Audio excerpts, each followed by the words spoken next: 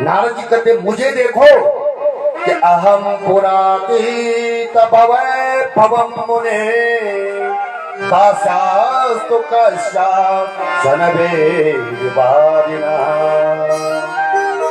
निरूपितोपालक एव योगिना सुशोषणे प्राविशता।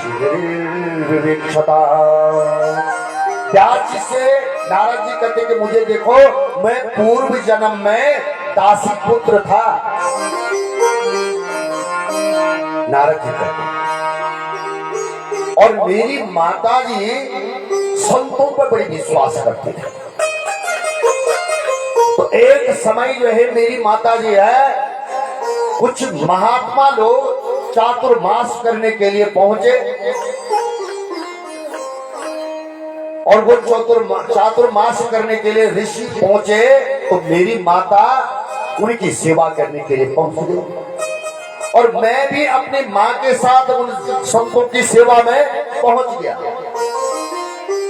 मेरी माँ संतों के लिए भोजन बनाती थी, संतों को भोजन कराती थी, तो उनका झूठा भोजन मैं करता था। मेरी माँ संतों के वस्त्रों को धोती थी, तो मैं भी अपनी माँ के साथ सहायता करता। शाम को उन संतों के साथ बैठ करके वो संत जो है भगवत चर्चा करते थे, कीर्तन करते थे, तो मैं भी कीर्तन में उनके साथ नाचता था।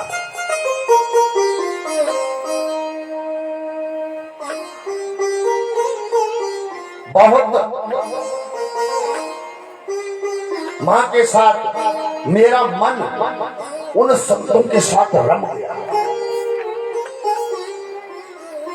और एक दिन जब चतुर्मास समाप्त हुआ तो वो ऋषि जाने लगे, तो मैं भी उनके साथ जाने के लिए तैयार हो गया कि मैं भी अब इन महात्माओं के साथ जाऊंगा। लेकिन महात्माओं ने मुझे रोका, अरे बच्चा हमारे साथ तू कहां जा रहा है? बोला मैं भी आपके साथ ही जाऊंगा। नारद जी कहते, वो महात्मा कहते कि नहीं नहीं बेटा, तो अपनी माँ का एक इकलौता पुत्र है और तो हमारे साथ आएगा।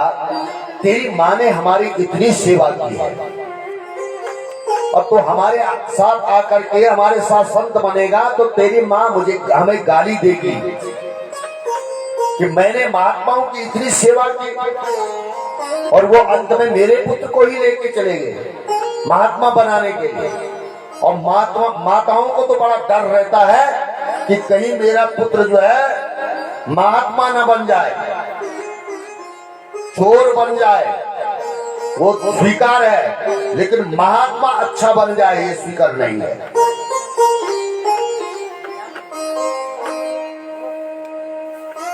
महात्माओं का कोई बात नहीं है, अरे तुम घर में जाकर भी भगवान का चिंतन कर सकते हैं, हम तुम्हें मंत्र दे देते हैं। अब तो नारद जी को उन महात्माओं ने मंत्र दिया और मंत्र दे करके नारद जी उसी मंत्र को जपने लग गए। घर में रह करके भी, घर में बैठ करके उस मंत्र का जाप करने लगे, भजन करने लगे। और नारद जी कहते हैं कि अन्य बालकों की तरह मुझे खेलने में भी मेरा मन नहीं लगता, खेलना मुझे पसंद ही नहीं था। एक दिन ठाकुर जी की कृपा ऐसे हुई कि शाम का समय था और मेरी माँ वो शाले में जा रही थी वो धोने के लिए। शाम के समय में मेरी माँ का पैर एक सर्प के ऊपर पड़ा, तो उस सर्प ने मेरी माँ को डस लिया और मेरी माँ मर गई। एक ऋषि पालक ने मुझे बताया कि तेरी माँ मर गई है, सांप ने तेरी माँ को काट लिया है। एक तरफ तो नारद जी कहते मन ही मन प्रसन्न हुआ, भगवान आपकी कृपा का फल प्राप्त होगा, लेकिन समाज के लिए मैंने अपनी मां का अंतिम संस्कार किया और अंतिम संस्कार करने के बाद मैं सीधे उत्तर दिशा की ओर चल पड़ा। जहां वो महात्मा लोग गए थे, मैं उत्तर दिशा की ओर चल पड़ा। महात्माओं को ढूंढते ढूंढते खूब ढूंढा, लेकिन महात्मा चले गए। कब के कहां वो मिलते। एक सरोवर आया, स्नात्वा पित्वा हृदय नद्या उपस्पृष्टो गतस्रमः। और मुझे प्यास भी लगी थी और मैं उस सरोवर में गया। मैंने स्नान किया और स्नान करने के बाद एक वृक्ष के नीचे बैठ गया। और उस वृक्ष के नीचे मैं जैसे ही बैठा तो प्यास से वहां स्थान ऐसा दिव्य था कि मैंने भगवान का नाम लेना प्रारंभ कर दिया।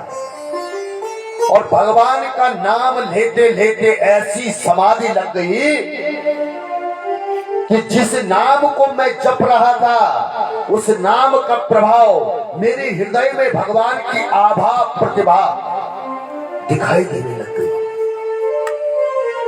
और मैं उस झांकी को देख करके प्रसन्न हुआ, लेकिन अगले ही क्षण जो है वो झांकी मेरे हृदय से गायब हो गई। मैं छटपटाया, मैंने फिर ध्यान लगाया, लेकिन दोबारा मुझे वो झांकी दिखाई नहीं दी। तो मेरे हृदय से आवाज आई कि अभी पक्को कषायाणा, अभी तुम पक्के नहीं हो, खूब मंत्र जाप करो।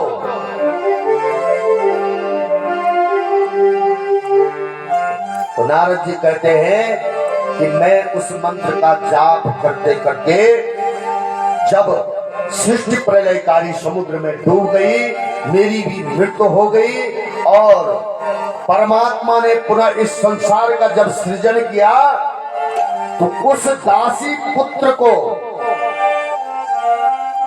नारद जी कहते हैं कि उस दासी पुत्र को इस बार सृष्टि में ब्रह्मा जी का मानस पुत्र नारद जी बना करके भेज दिया। ये उस नाम की महिमा है।